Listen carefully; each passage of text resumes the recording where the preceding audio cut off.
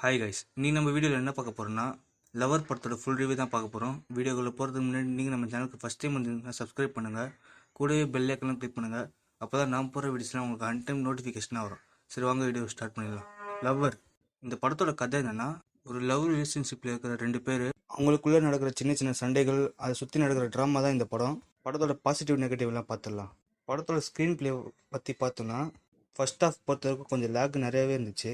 இன்டர்வலுக்கு அப்புறம் ஸ்டார்ட் ஆனதும் தெரில, முடிஞ்சதும் தெரில, செம்ம ஸ்பீடாக பரபரப்பாக எடுத்துகிட்டு போயிருந்தாங்க. குறிப்பாக சொல்லணும்னா மணிகண்டனோட ஆக்டிங் இந்த படத்தில் வேறு லெவலில் இருந்துன்னு தான் சொல்லணும். ராம்காம்ங்கிற ஜான்ராக்கு ஏற்ற மாதிரியே ஒரு ஹீரோ தான் இந்த ஆக்டர் மணிகண்டன். சூப்பராகவே நடிச்சிருந்தாரு. ராம்காம் ஜான்ரால் எடுக்கிற படத்தில் இவர் கண்டிப்பாக ஹீரோவை போட்டிங்கன்னா லாஸ் ஆகாமல் அதே மாதிரி ஹீரோயினோட ரோலும் நல்லாவே இருந்துச்சு. கொடுக்க பார்த்த சீன்ஸ்லாம் நல்லாவே நடிச்சிருந்தாங்க. பேக்ரவுண்ட் மியூசிக்லாம் ரொம்ப நல்லாவே இருந்துச்சு. ஷான் ரோலன் நல்லாவே பண்ணியிருந்தாரு.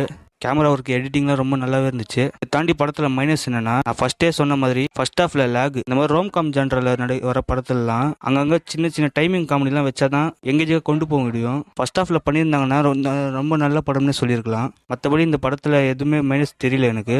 நீங்கள் இந்த படம் பார்த்துருந்தீங்கன்னா உங்கள் ஒப்பீனியன் என்ன கமெண்ட்ல சொல்லுங்கள். வீடியோக்கு ஃபர்ஸ்ட் டைம் வந்து சேனல் சப்ஸ்கிரைப் பண்ணுங்கள், பெல் ஐக்கனை கிளிக் பண்ணுங்கள். அப்போ தான் நான் போகிற வீடியோஸ்லாம் உங்களுக்கு அன் டைம் நோட்டிஃபிகேஷன் வரும். Bye guys.